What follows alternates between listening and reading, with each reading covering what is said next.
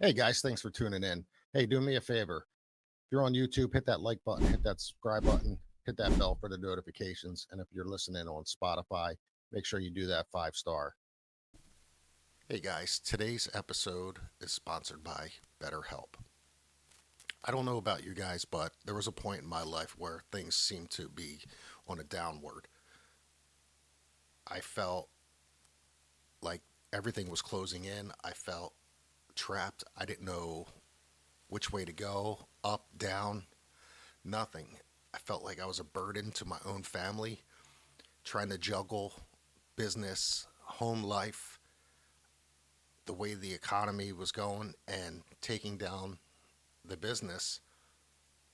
But I was able to grasp on and spin that around thanks to BetterHelp. BetterHelp hooked me up. 5 minute survey on my phone. You could do it on your tablet, your computer, whatever. In 5 minutes, they had me hooked up with a licensed therapist. And I'm telling you, take the 5 minute survey, and usually within 48 hours, it will have you connected with a licensed therapist. And here's the cool thing about BetterHelp: if you're not happy with the therapist that you have, you could switch at no charge whatsoever. So I'm telling you, check it out. BetterHelp.com/everydaybs, and using our special code will get you 10% off your first month of therapy. So don't be afraid. It's not a stigma anymore. It's the best thing to help you mentally. So grab a hold of that mental health. Check out betterhelp.com and get talk. But I just want to thank you again from the bottom of my heart, man, for doing this. I'm a big fan of yours, your book, everything you've done. It's just, you have some major accomplishments in your life, dude, and it's just so great to see you keep pushing. It's so funny. I've been watching your Borderland podcasts, and the one I'm actually just finishing up is with the uh, Luis. Yeah, Chaparro. Yeah. Oh my God, man, the shit that is going on, and the way he dives into stuff is phenomenal. He's a great journalist. He's like one of the best to focus on that subject. I follow his stuff more than almost anyone, and we've been friends for a while on social media. And so just to get him on the show, everybody wants to kind of see what the show is going to pan out before they say yes to it. Because it's his subject matter. He's a subject matter expert of the border and the crisis and cartels, and so I told him about it early on. He goes, yeah, man, I'll take a look. And he kept avoiding my producers because he's busy, right? But as well as like, I think he was waiting to see like, what's the content going to be like. And eventually I hit him again. I was like, bro, what are we doing? He said, I'll be there. I'll be there. So boom, we got him on. And he did not disappoint. And I posted on social media today about the last two episodes I did. And it's kind of crazy as you interview certain people. We don't have a. You mind if I dive into this real quick? No, go for it, brother. That's what we're Dude, here for, man. yeah. So like you don't have a place on social media that talks about this topic that's not pushing a narrative, and I'm not pushing any kind of narrative. I think the narrative creates itself when you tell the information without any bias. It it leans towards we need to protect ourselves as a country, or else we're very vulnerable as a nation at the moment. And I think the left and the right, I don't care who you're, Democrat, Republican, will all and I've interviewed both sides, and they've all agreed to they want to see a safe place for their kids. And so if you say you want to have a safe place for your kids, well, then you have to have some kind of order at the border, or else it's chaos. And so when I interview these people and people see it's not has no bias, you get more people hitting you up. And like we've had people hit us up that are like, I got a list of whistleblowers that are going to be coming on here soon. But the two people I had on last night, I was like nervous. I told my wife, and she's like, "Are you sure you should be doing this?" And I'm like, I definitely questioned if being a journalist in this subject is going to bring any kind of, I guess, threats towards me. Um, Nothing yet, but man, as we're getting into these episodes that are coming out, I'm definitely on the lookout of what might come my way. But like again, I'm just a platform for people to share their When information. You when know, you say on the lookout of things that come your way, what aspect are you actually are you more concerned about what's on the other side of the border coming towards you, or what's happening inside the states with like departments and things like that? yeah, you know, and I know like the cartel can reach out and touch anyone, even in our country, right? But not even that. Our own government could do the same. And so I I'm concerned about everything. Like I'm the type like I'm not oblivious to the reality of like our own government and what I should be worried about, but also everything. I think at times I think there's somewhere where it all blends together, and which is even more scary, right?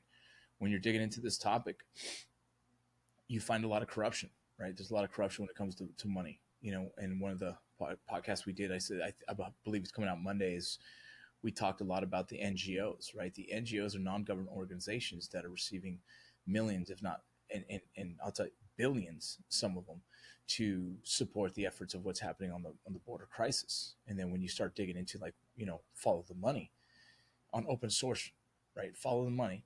You start to see some strange patterns of corruption.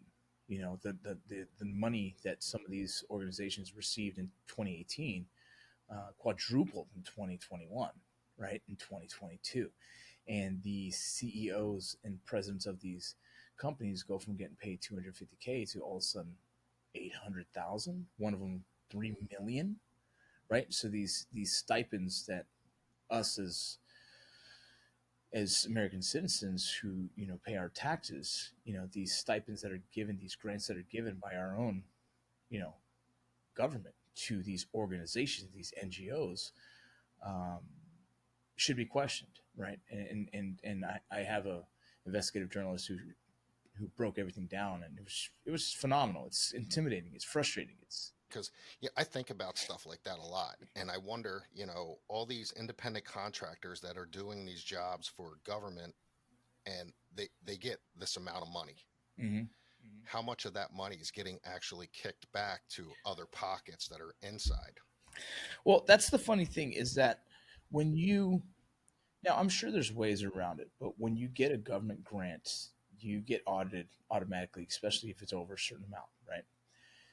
And so they have to show for all that money. Now, they're still able to justify somehow a CEO making $1 million for a year is crazy to me, right? You know what I mean? Like, there's people in massive corporations that don't make $1 million a year, and then to see the discrepancies and the almost the looseness of the management of unaccompanied minors, it starts to really raise questions in my head as an investigative person myself. I start like, wait, this seems, if you're going to have a department focused on unaccompanied minors who then gives out massive grants to get support on how we manage these minors, but then not have good control of the situation, logistics, and as well as not even doing deep security checks on the individuals who are receiving these kids,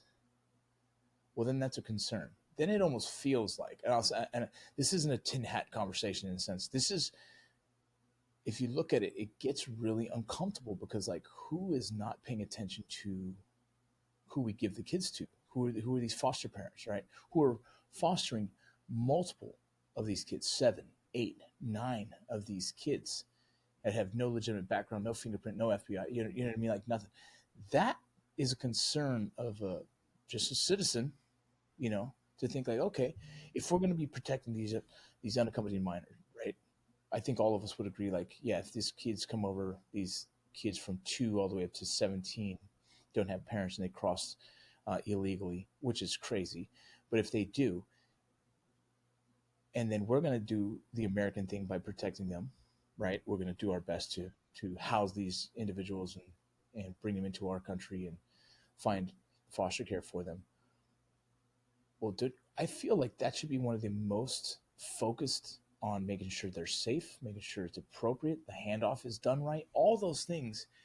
And in this article, I'll actually text you the article later. In this article that I read and eventually was able to get a hold of the author, the investigative journalist, and she was able to tell me more. It showed that there was a lot of, man, just holes in it, in the sense of like no one was paying attention to what, one, the money, but two, the kids, right? These unaccompanied minors. And Let me ask you this. yeah, When yeah, when a lot of these unaccompanied minors come across, okay, and they get held or whatnot, are they keeping them in facilities in the location where they're found, or do they ship them to other cities, well, places, states? yeah, great question. So the initial holding of minors will be at Border Patrol facilities, and the Border Patrol facilities are under heavy scrutiny of how long they hold them until they hand them off to ICE, which then ICE hands off to these other holding facilities, right? So these unaccompanied minors are in the Border Patrol's protection is probably the safest they're going to be,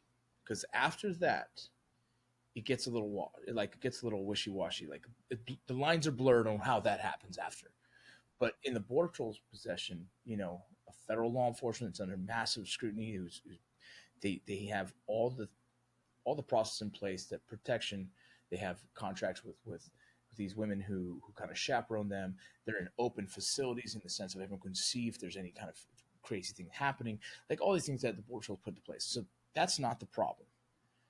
Now, years ago, when you saw the pictures of these kids in these kennels or these cages, that was an ICE facility that was just so overwhelmed. They created these makeshift cages, what people call it, it's just holding centers, because they had nothing in place. Right, the federal government has nothing in place for the massive influx of immigration, and so their fastest decision was to just make makeshift holding facilities, because these people are still being detained, right? I remember seeing a lot of those photos. You know what it reminded me of was in Scarface when they were under the 95 bridge and they made all those chain link facilities with Yeah, tent cities and shit like that. yeah, Exactly. Yeah.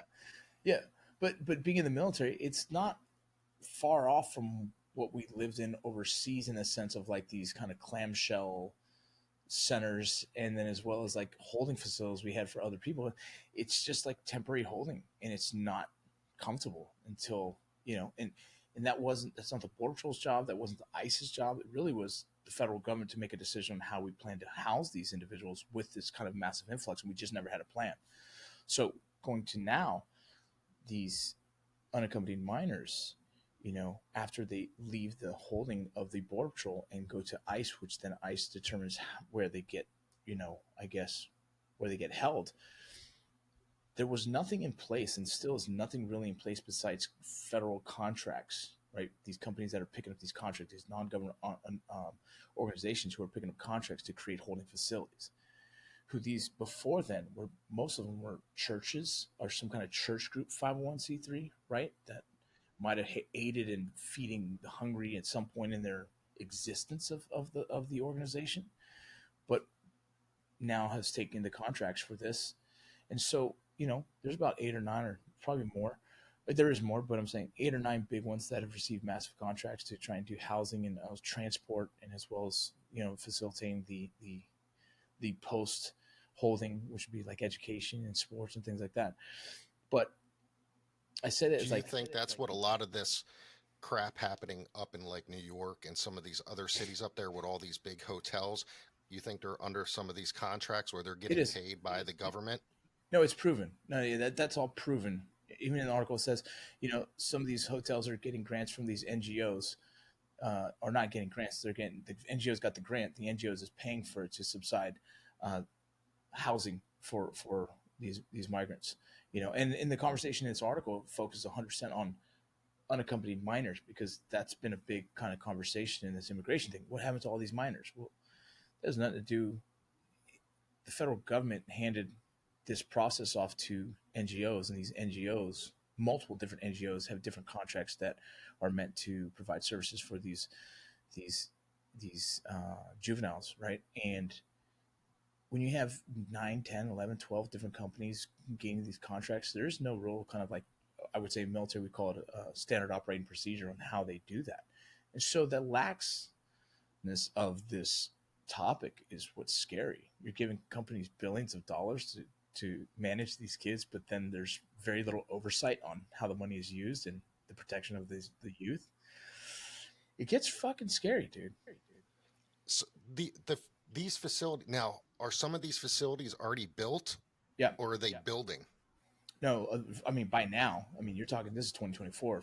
Since the massive influx of 2021, yeah, there's many that are built across the nation. You know, Are they being regulated with like constant tours, like from outside, like, okay, making sure the way that they were doing with, apparently with ICE, when they were going down to these holding facilities, and with their cameras, making sure, like, they're being properly fed, properly nourished, and whatnot. Are they doing that with these facilities as well?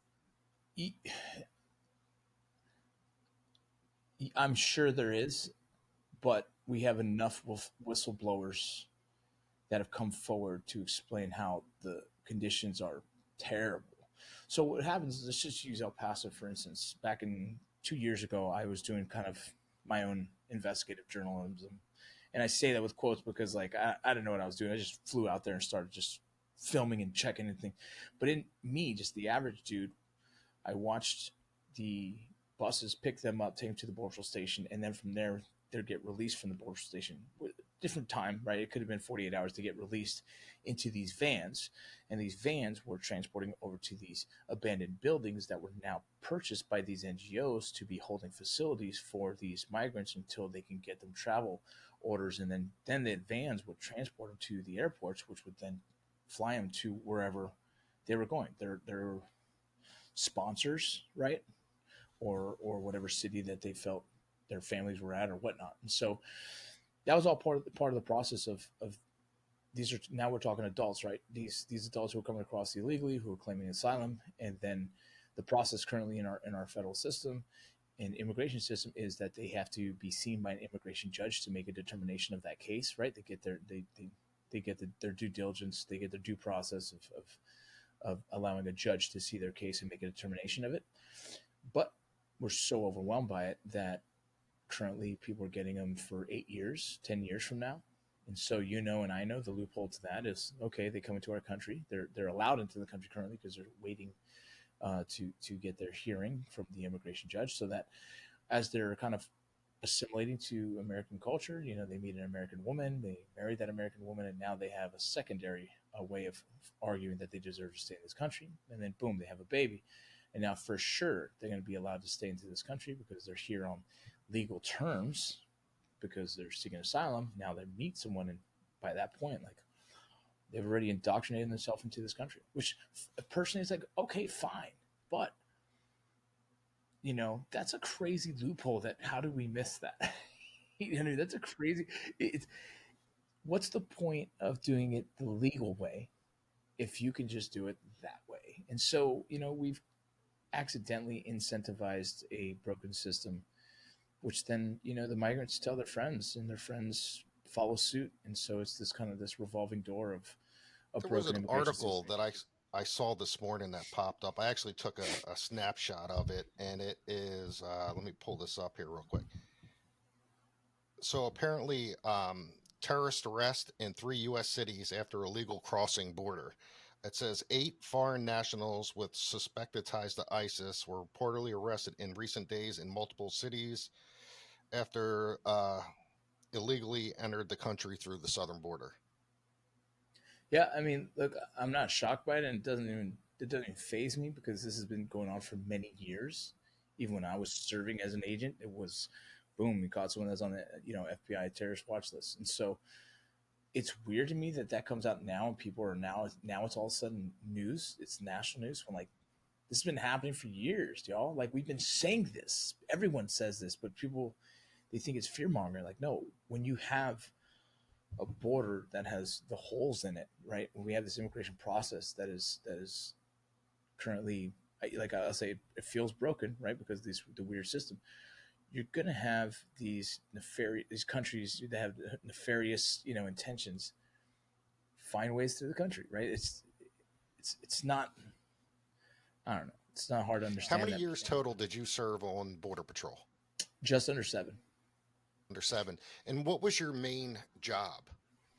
Uh, so the so the first 2 years I was a regular border patrol agent, and then I tried out for the special operations. So I became a Borstar agent for the special operations units, and my specific job was to be the tactical medicine, professional in a tactical team. So I was the medic for BORTAC. Okay. And you would run with your crew through.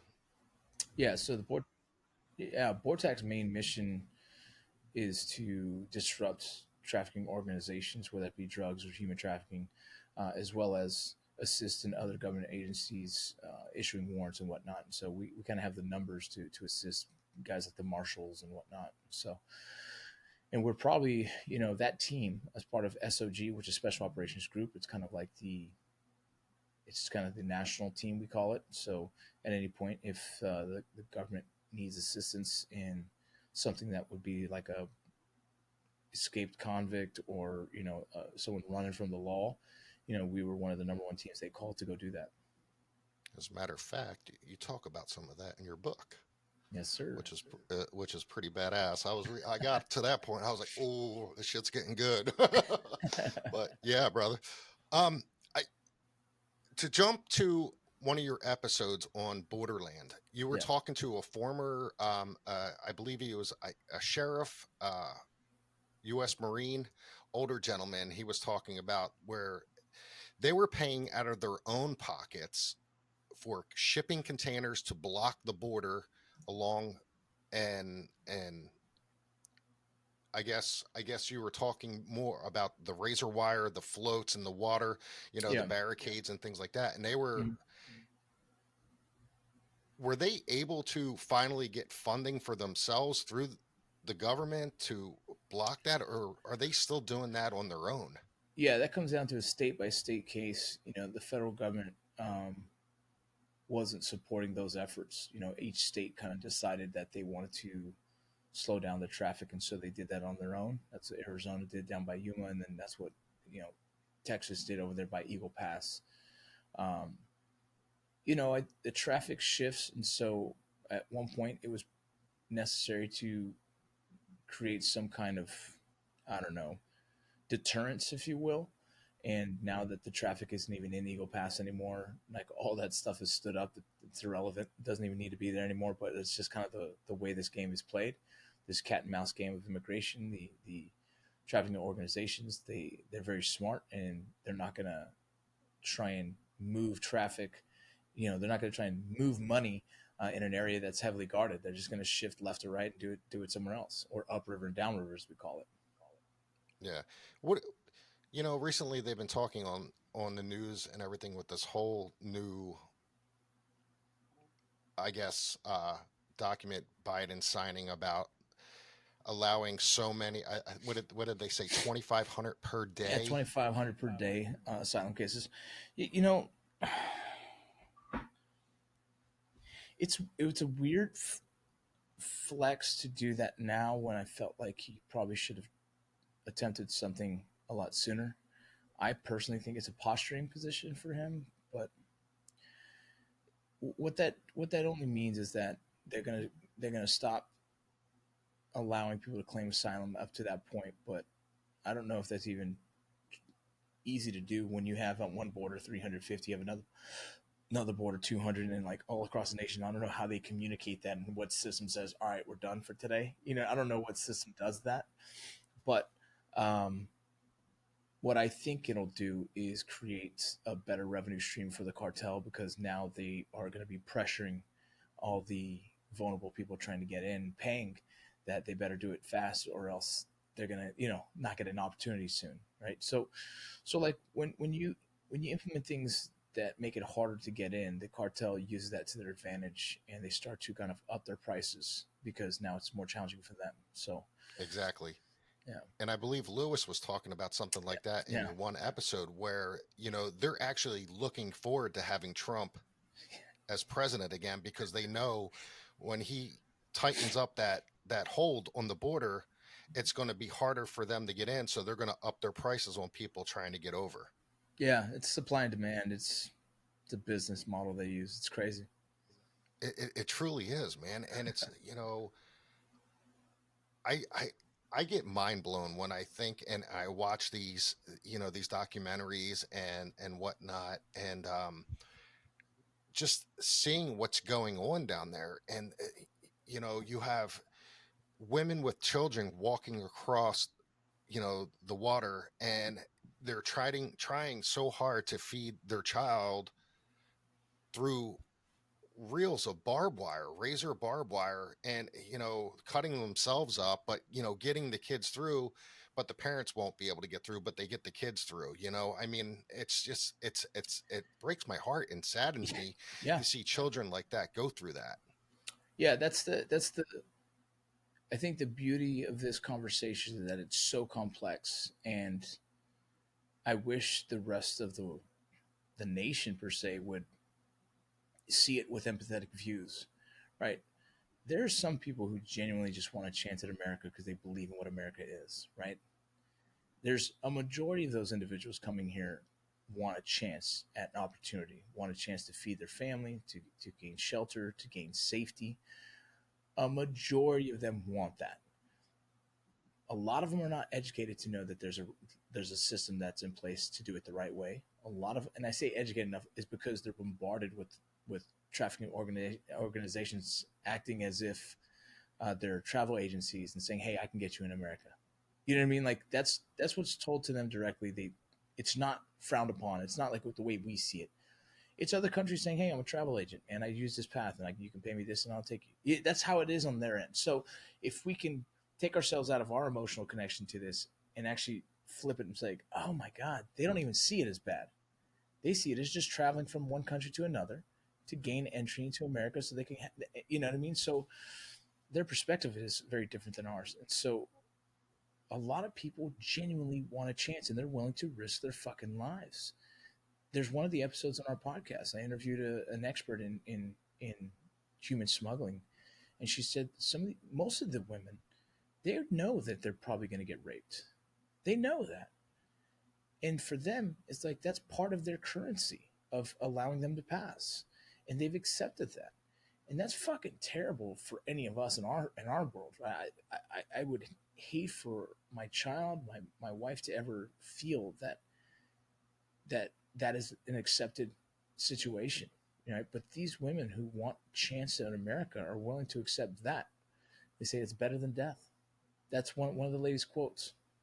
Yeah, and it's crazy that you say that, because that whole episode with you talking and the gentleman giving that story on the mother, Mm. who the son was tied, and it was either they take care of him or you take care of him. And the mother killed her own son.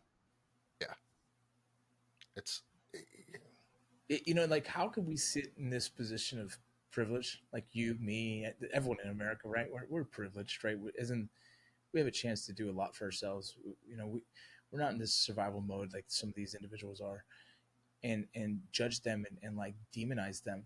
It's like I can't. You know what I mean? I can't. Do I also care about the safety of this nation more than I could explain? There's a weird balance that has to happen. This conversation isn't just immigration. This conversation isn't just homeland security. It's both, and both those have to be met in a way that we are safe as a nation but still free. And that's a hard, complex topic, and most people only come at it from a position of where they're emotionally invested. Most people, like Latinos or second, third generation, migrants, are always like, "Oh man, let them all in." Like, trust me, I care enough that I want to support and help a lot. But at the same time, there's a system that needs to be in place, and there has to be another way of doing this where it's humane, as well as it's smart for protecting a nation. exactly. I, we have to. There's no ifs, ands, or buts, but you have to weed out what is coming across, and it is sad to be that way, but we you can't let, I hate saying it this way, you can't let every Joe Schmo walk across the border, and because we don't know who they are. We don't know where they come from. We don't Yeah, know their background. Like you said, some of these kids and some of these, even these adults have no, fingerprints and background or anything like that. So we don't know, but we yeah. have to You know, take those steps.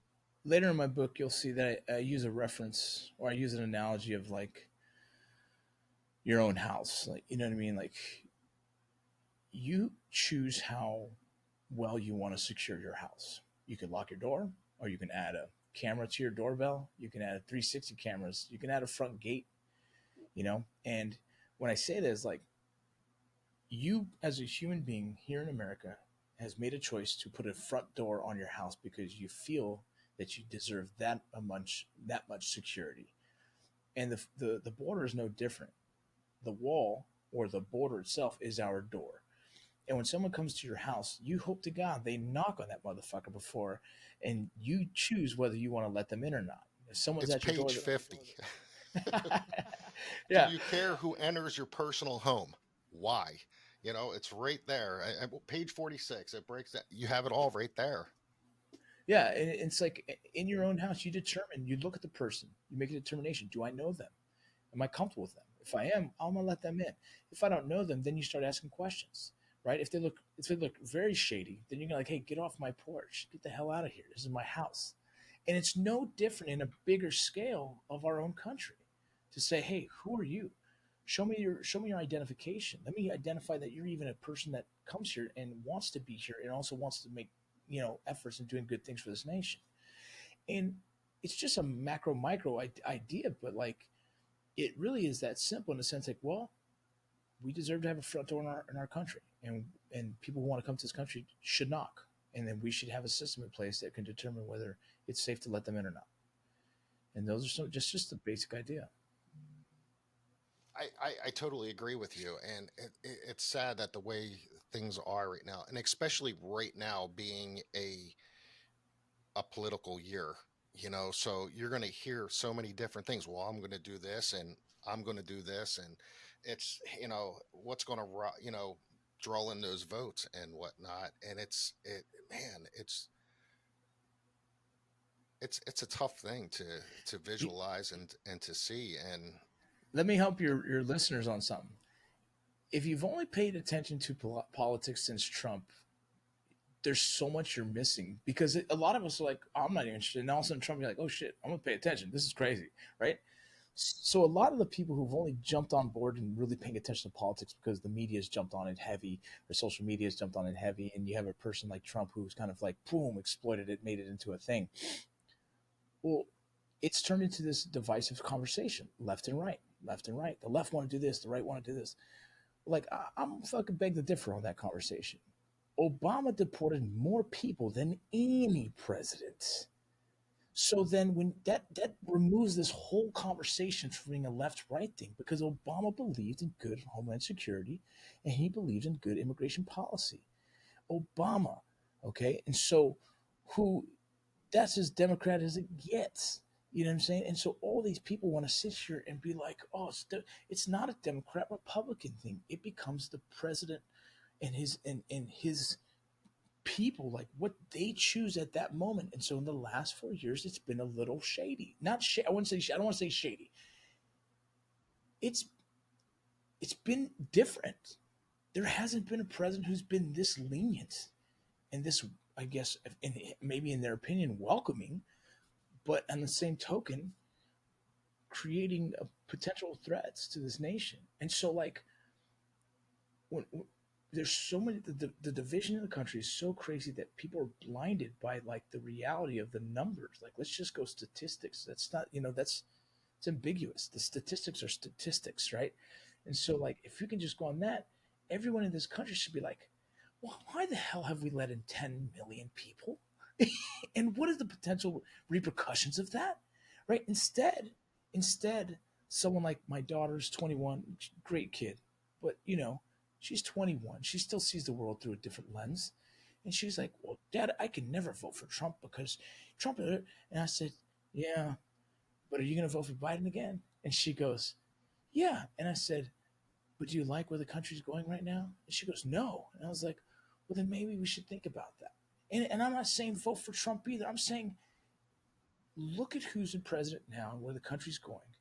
And it makes me uncomfortable. And I'm just saying, like, shit, anything else is better than what we have right now, personally, is what I feel. And like I said, I'm not the type that like pushes any kind of political agenda. I don't like to.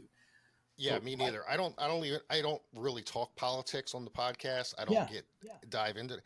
Be- it it's it's I don't know, like you could say something, somebody's going to take it, twist it, turn it yeah, another way, right. and and then you're up shit's creek without a paddle, and you're stuck trying to defend yourself. I'm not here to defend myself. I'm here to talk about certain things and things that I enjoy talking about. And what I want to hear from other people and like yourself and Yeah. and it's just like, people Hey, take politics so fucking, oh my God. bro, I'm in Hollywood. I'm terrified of just saying my opinion. I'll get blackballed and Cancel never work culture, again. baby. Right. And all I want, as someone who's served this country in multiple capacities, right, the military and as a border patrol agent, I want a country that's safe for my grandkids. I want a country that is humane for people who come to this country and reap the benefits of what we've created. I want a country that's long sustaining, that lasts a long time, that we're not so much debt. I want to see us start working off that debt. I want to see us really focusing on America. I want to see, and that's just my views, and because I love this country, I believe in it still, and I would love for my kids to have the same opportunity. And so in that same argument, the only thing that threatens that is the safety internally of this nation. And the sad part is the one thing that brought us all together back in the day was 9/11. I don't want to wait for another 9/11 for us to be like, okay, It's crazy you say that because when that went down, the world united like it never did. There was American flags outside of everybody's house. Everybody was locked together, arm over mhm, arm, and it was gorgeous. It was gorgeous. it was beautiful. Yeah. And now it's like, what the hell happened?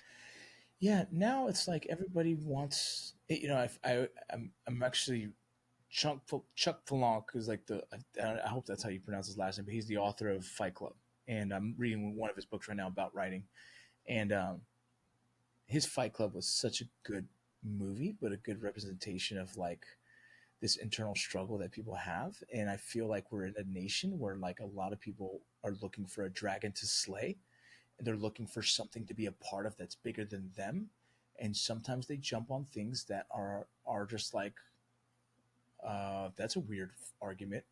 Like that's the fight you want to fight? Okay, I'm good. And like there was something the other day, and I was like, I don't even know why that makes sense. Oh, California again. This could be who knows, but California was going to remove the U-turn signs because the U-turn symbol was anti-LGBTQ, right? And I was like, right, right. And again, I'm pro. You can do whatever the fuck you want with your life. Don't harm kids. Don't harm people. Do whatever you want, right?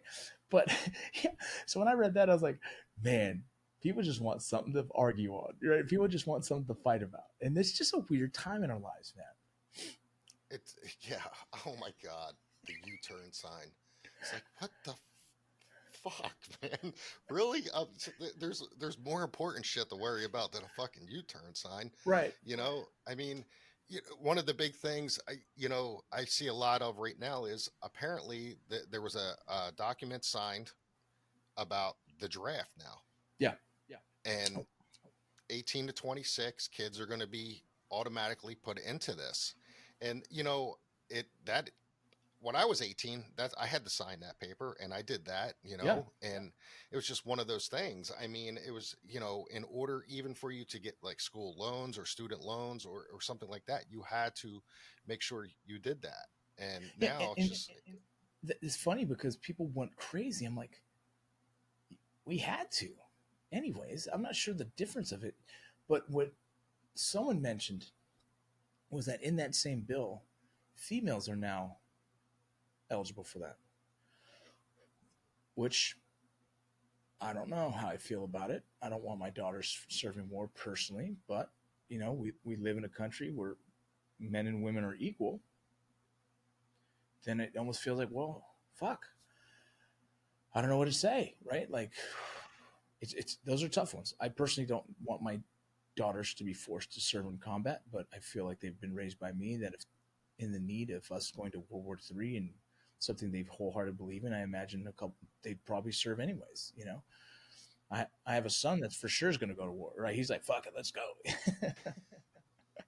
My son, he's like, he's 11, he'll be 12, but he's at that age now, like he's trying to find himself. So he's big into animation and manga or whatever Yeah, you yeah, yeah. call it, and we were on that ride to Michigan, we were talking, and we were talking about school, and I'm like, you only have this many years left of school. I said, 6 years left, man, and then it's college or whatever.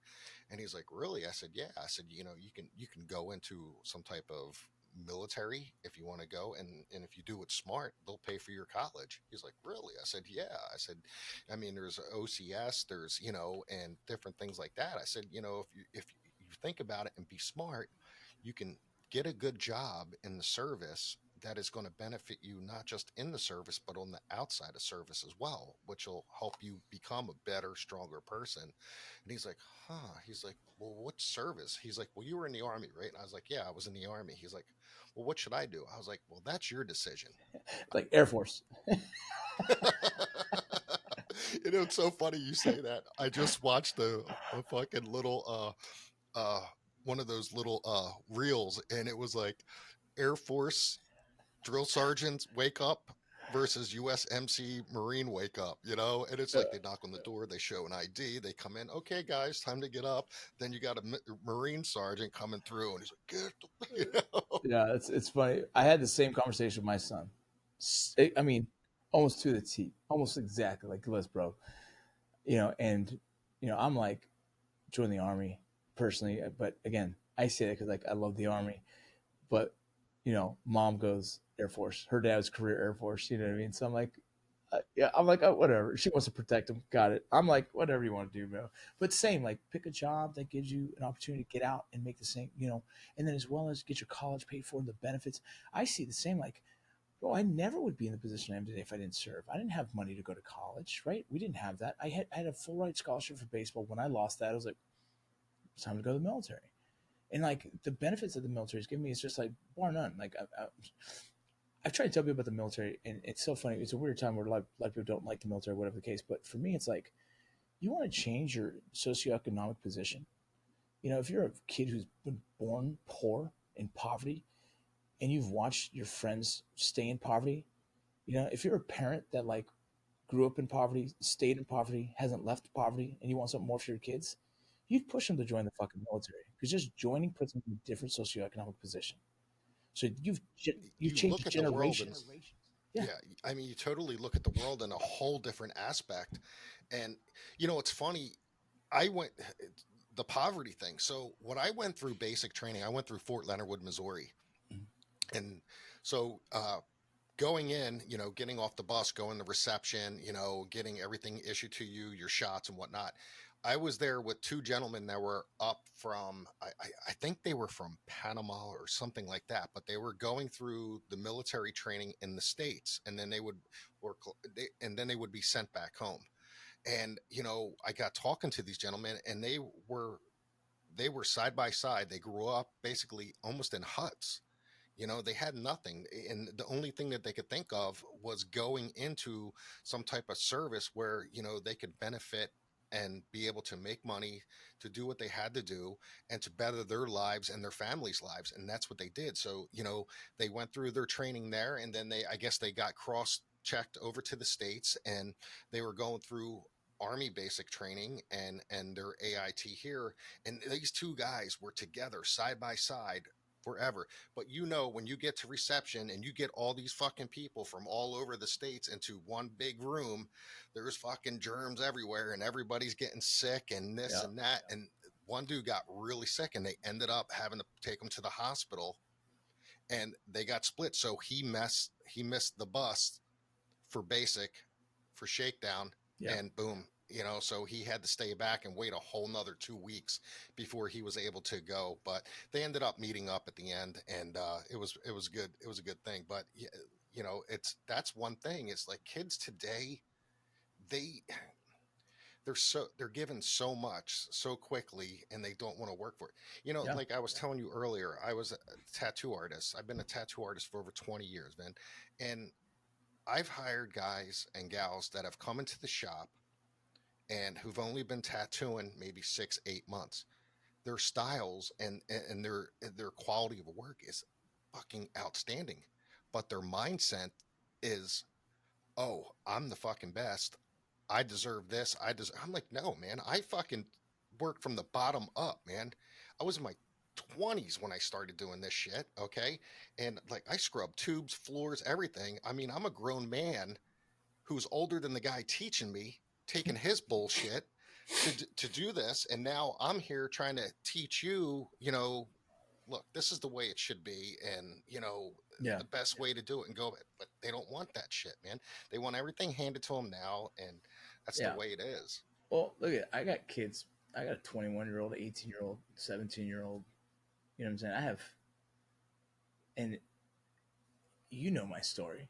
I've been through a fucking ton of shit. I'm actually writing a book that most people haven't heard half this shit that I've been through. I'm finally willing to tell that story, right? And I feel like I'm like one. My father wasn't a mentor by voice; he was a mentor by actions. In the sense of like we didn't have these talks, right? We didn't have, you see these movies. Like me and my dad didn't have these conversations until I got old. So I was 18, 19, 20. Then we were having man talks. But like as a kid, it was like shut up, boom, smack, and like things like that. So I didn't learn about the birds and the bees from my dad. I learned from my dumbass friends. You know what I mean? I Oh didn't. yeah, I think most of us did. Yeah.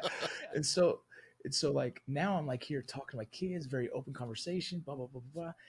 And they don't fucking hear shit, bro. They don't listen to none of it, dog. And I'm like, who? And then they go listen to their fucking, yeah. Then they listen to their stupid fucking friend. I said, bro, you're and this as a metaphor, like you're trying to learn how to get in shape, but you're listening to the fat fucking personal trainer. Like, fuck, you want to learn life's lessons, learn from the motherfucker who fucked it all up multiple times and figured it out. Like, promise you, I got some answers. And they want nothing to do with me, bro. And it's a funny, interesting thing. It's like, okay, well, I just hope to God, my kids come to me when they need it, when they really, really, when they fucked up. They're like, Dad, I'm like, I got you. But I'm always like, I wish you fucking listened. Kids are the best, though, man. Like I said, my daughter is 10. My son is 11. He'll be 12. And like he'll do something fucking stupid, and he'll get yelled at and whatnot. And then you got the daughter. Well, Daddy, I would never do something like that. There's always that one who's got to up the other and just kind of make things a little bit easier. Yeah. But it's just like, oh, come on, man, be smart about shit. Do the right thing. But like you said, kids today, man, this whole I draft thing. I mean, it is scary because we're seeing so much happening right now in the world. You got all this Russia shit that's going on, and apparently, they're docking in Cuba and all this shit. And it's scary. I've seen news clippings and reels of. You got choppers and jets flying over Miami Beach, and everybody's keeping an eye out on this and that. But I'm pretty sure it's nothing to fucking worry about because I don't think either side wants to drop a bomb. Yeah. I agree in a sense. I think here we go. I think some crazy shit. We've had over 32,000 Chinese nationals come across illegally in recent years. And I think war is what we all know as war is not necessarily going to be how anyone destroys countries anymore. There's going to be that, yeah, but I believe it's a war of messaging. I believe it's a war of information. I think look at our country and how we use TikTok. Yeah, people are using it for good, but also people are using it for stupid, right? And then you got China themselves that don't even allow their kids to have TikTok, right? But just educational version of it, right? And so, you make a country stupid. You make a country not love its own roots. You destroy a country from internally through changing beliefs and ideologies by destroying the history of it and making people turn against it. I think China, Russia, I think all of them are part partly destroying us internally through messaging, through psychological operations in some capacity, making us look bad, and then we're doing it to ourselves essentially, right? We do it to ourselves by our own, division, by our own picking left or right sides. You know what I mean? It's almost impossible for us to be one as a country when they make us pick two, either from the left or from the right. And when we vote for our president, that in itself is already dividing a country by making you pick a choice from left or right. So, I think But I think you're perfectly right on on that. It's in a weird sense. It's their propaganda in brainwashing us because they're throwing in I guess they call it trolling. Is that what it's called? Trolling, where they're throwing out these things and they're starting little conflicts here and there, and mhm. then they have their kids in school learning how to clean weapons and be tip top shape and shit like that, and we've got people here taking down U-turn signs because it's offensive. Right, or also look at we're the most overweight country, right? That's another way of destroying your military. You destroy the military by pushing this, this industrial complex of food and how it's processed and blah blah blah, right? Well, now you have it's hard to even get kids that are eligible for the military because they don't even meet the standards. The basic standards have to be changed. The ages have to be changed just so we can try and fill the ranks. But how do you fill the ranks when our youth aren't even patriots anymore, right? They don't even believe in the country that they live in, they They reside don't, in. man. Yeah. And so, It's like, sad. I think all of that is part of, like, I think the country itself is slowly ripping itself apart by multiple different angles. And I think there's a big initiative, I believe, that has been initiated by other countries, like kind of allow us to implode by our own means. Vin, let me ask you this, brother. What your mindset? You've seen it. You've been there. You've ran that border. In your own word, in your mind, if you can explain yourself, what do you, in your own words, what do you think would be the best thing for us to do with the border? With the border, I think we should I think we should be better advocates of helping other countries sustain their country, right? I think we should actually go in and help them, and not in the sense of like how America helps other countries and then taking some kind of resource. Like no, like genuinely help them manage what they need to have a better economy to sustain their country to make it the fruitful country it originally was whenever it was, right? I think we need to educate, some of the countries in exactly what our legal process is. I think when you don't have us out there advocating for ourselves and how to do the process the right way, well, then you have the counter to that, and you have organizations telling them like, well, this is the way you can get in faster, right? So we're not educating, we're not assisting in creating a kind of a global, you know, uh, you know, I don't know, homeostasis, if you will. Like allow countries to be successful in their own right, and how can we help them do that as well? Because we do have the means to help others, whether it be with creating some kind of partnership with other countries and their food or what resource in that capacity. Like we buy and trade and help their economic system. We help ours. There's systems we can do like that.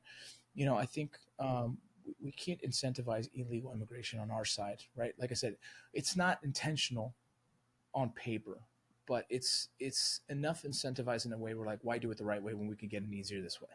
And so like we can't do that. We people who break the law need to be punished for breaking the law. Like we have to actually have we're a sovereign nation, right? We're bound by laws, and so if someone breaks the law, they have to be they have to be charged with that, and they have to feel the repercussions of that, and so that it slows the process of people trying to come illegally because they see there's a repercussion. We don't do that. uh, you know, there's immigration issues that have not been addressed in 30 plus years, right? Every president kind of scrapes this frosting off the top of the cake and puts new frosting and says, hey, it's good now.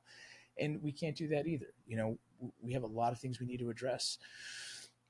We have to have a faster, more streamlined system for people who really deserve to be in this country, who prove to us that they want to come here and work, right? That they've proven to have solid backgrounds and no criminal history. Like those are the people we want in this country. We want diversity. In that sense, we want diversity. We need field workers, right? We need the people to do the work that most of us spoiled Americans will never do. I don't want to break my back anymore, bro. I'm done with those days. And Let me tell you something. I come from a family of pickers. my mom was too. My mom was too. My grandparents and my dad and his sisters and everything, when they were young kids, they picked vegetables up north during the seasons and stuff like that. And then in the wintertime, my grandfather ran a parking lot in downtown Philadelphia.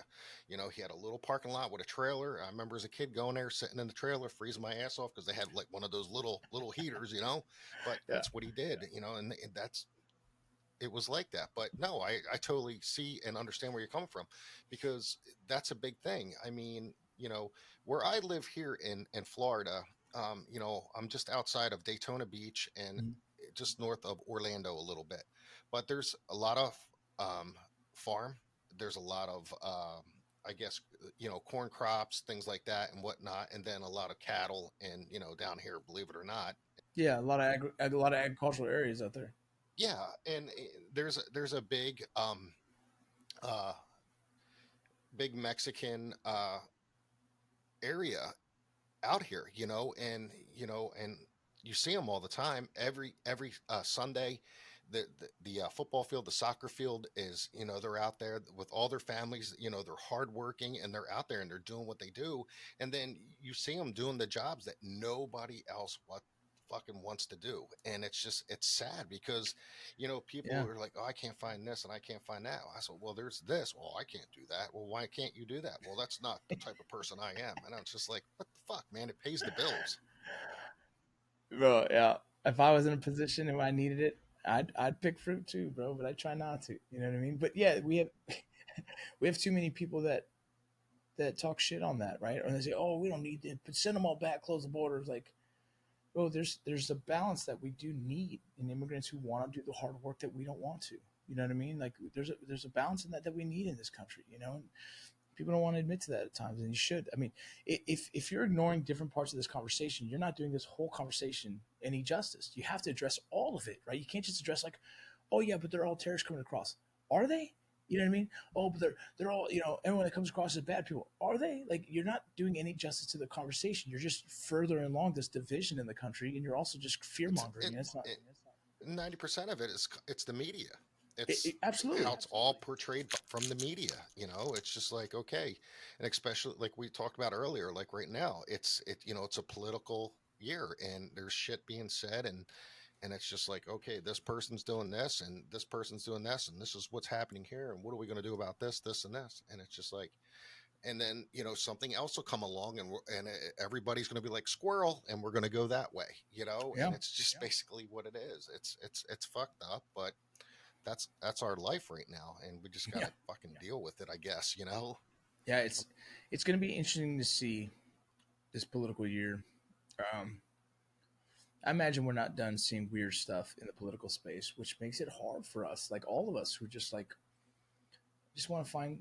I just want like look at if Biden wins again, fine. I don't care in a sense of like who's gonna start making actions on these areas that we are all concerned as Americans. We need someone to take action.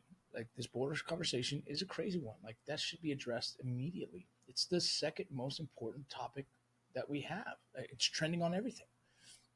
It's like that should be addressed, and it's not being addressed in a way that I think it deserves. And I don't care who's in office. We need whoever in office to start paying attention to it and start making changes. Because besides just the immigration conversation, the human trafficking conversation is crazy. You know what I mean? The potential terrorist threats, crazy. You're the whole thing has so many layers to it. Like it needs to be addressed, and it's just not. It's just getting blown over. Crazy. Now you, as I you're an author of your book Borderline, Defending the Home Front, which everybody can you can pick that up on Amazon, and I've seen it in Barnes and Noble. That's where I picked it up from. But Awesome. also, you do host the Vinny Rock podcast, and Yeah. you're also the host of Borderland, the Ironclad original Borderland podcast as well. Can you tell us a little bit about the Ironclad podcast? Yeah. I kind of became a subject matter expert in the border conversation. I was looking to partner up with someone who could assist me in making a high quality podcast that addresses the topic in a way that I'm comfortable. meaning with no agendas. Like, I want to interview the left, the right, the liberal, the the Republican. Like, I just want I want to interview everybody and let them have their time, and they were fully on board with it. And so we partnered up, and we have the Borderland podcast, which some weeks it lands at 43 in the world in news, and so just really proud of it. I'm getting close to 1 million downloads a month right now, and so it's really successful. It's just kind of a slow burn. It's starting to really pick up, and the guests we're starting to get are getting crazier and crazier because more people are coming out the woodworks that want to tell their side of the story of what it comes to the border crisis. Um, that's that one. The Vinny Rock podcast leans a lot more on the mental health space. I'm finishing up a psychology degree, my master's in psychology. I'm going to be doing a bridge program to be a counselor for veterans and first responders, and that's just more of like I'm volunteering my time to do that because I have other things, but I just feel really driven to find more answers for myself and for others, and so I lean a lot on the mental health space and wellness. That's fantastic, brother. And that means a lot to a lot of boys out there. I talk about that a lot. I try to at least mention a lot of these guys that are suffering and going through you know PTSD and whatnot. They're not alone. I mean, I talk about in my podcast a lot. Hey, if you're listening to this, drop me a comment. I'll reach out to you. I'll talk to you. There's You're not alone anymore, and it's sad to see what some of our guys and gals go through on Yeah, the home front here when they get home. And yeah. When you it's a start big. losing, when you start losing a lot of your friends, it starts to get like personal. You know what I mean? It got personal with me years ago, and so I've gone down this road, and I had someone tell me that I'm gonna tell you. He goes, I'm gonna tell you, there is no answer for this, and I want to be like, oh, I'll show you. I'm gonna find it. Like that's how I feel. I really want to find more answers to this, and I'm willing to dedicate my life to it. Once I'm done with my master's, I'll be going towards a PhD program, but I want to get involved in studies and understanding the brain, understanding psychology, understanding post traumatic stress, and it's like we need to have more people who want to be invested in that topic for us to even crack the shell of the answer to this. And personally, I believe with the wellness side of it has proven itself to be probably the best answer is teaching people how to live healthier lifestyles. And so if they live healthier lifestyles, they don't find themselves in crisis as often. And so, and then getting people tools to manage when life is life, right? When life hits. And if you can give people, when you can give people tools, they can manage those crisis moments a lot better. And so I think there's answers, and I'm just going to keep pursuing that. That's fantastic, brother. So you, for many of my listeners that don't know, you are also an actor. I've seen a few of your things, and is there any big things happening for you in the future? There's two projects right now that we're kind of negotiating through. Um, the Hollywood space kind of slowed down a lot for me during the strike, and I had to kind of pivot and find a way to just keep paying the bills. And so the podcasting took over, the kind of the public figure stuff took over, the book took over, and I'm currently writing another book. But that those come and go. Hollywood's an interesting one. I'm still writing and I'm still acting, and I'd like I said, I have two projects potentially. I'd love to do that full time, but it's a career field. Like it's no different than tattooing, right? Like it's just a weird career field, man. And I don't care if you're an expert Go in it. into it, man. You got to go into it full Yeah, force, man. yeah. Yeah. And we did, and we almost lost our ass on that. And so we're trying to calculate these next moves the smart way and make sure the family's covered. And you know, um, yeah, man, I love the arts. I want to forever be in the arts of creative, you know, writing and acting. But I still got to make sure I pay the bills. And so it's an interesting balance, but it's always going to be a dream of mine. I'm always going to pursue it. I have one big question for you. Go for it. So we'll get to the point here. Um, any advice for transitioning veterans? What advice would you give veterans who are looking to transition into the entertainment industry or civilian careers? Yeah. There's several things that I think are interesting with transition. I think staying busy is probably the most important thing. I think when you're stagnant, you start to lean a lot on the FOMO mentality and fear of missing out, and you start to regret, and you start to kind of like victimize yourself. I think staying active and busy, find a small mission and then accomplish that, and find another one, and find another one, find another one. Try everything. Try a career. If it don't work, try another one. I think it takes a while to really figure out who we are and what our purpose is. For me, I found purpose in serving others, and so that makes me feel good. That's not for everyone, but finding a purpose means that you have to actually go out and find it. And so that means be on the search of it, which means go out and do things, you know what I mean? Experience the world. And it's not going to be experiencing behind a beer bottle, right? It's not going to be it's not going to be, you're not going to find that in alcohol. So I tell guys to really manage their alcohol, heal their traumas, stay active and busy in pursuit of what your next mission is. And the way I've kind of gone about this is I 100% believe myself, and I've done a lot of therapy to get to that point, and so I pursue it like I would a mission. I plan it, I prepare for it, I recon it, and then I go attack it, and I've done that with Hollywood, and yeah, even doing that in Hollywood, it works, and sometimes it doesn't, but that's life. And I there's life is always going to have hurdles. Like it's always going to be hard. There's always going to be a time it's hard. But I think the beautiful thing about it is that we're living it. We're blessed enough to have life, air in our lungs. And those of you guys who served during combat and have lost friends, I think the only way of paying respect to them is by living your life to the fullest and not allowing that day that they died kill you too. Definitely. That's that sums it up, brother. Yeah. That's it right there, man. I definitely believe in every single word on that. I mean, it's you gotta push forward. You gotta don't give up. You gotta just keep on trying. And, it's the old motto: if at first you don't succeed, try again. Absolutely. There's plenty of people out there that'll give you that lending hand and that shoulder to cry on if need be. But we can't give up. We got to keep pushing forward and fighting. Yes, sir.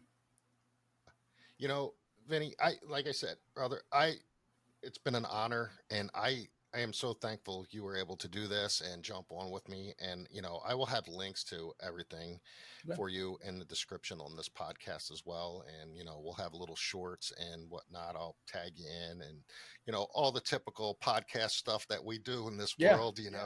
I'll hit you up on that stuff. But thank you so much, brother. I Yeah. deeply appreciate it. Absolutely, bro. And like I said, text me, bro, anytime. You got my number.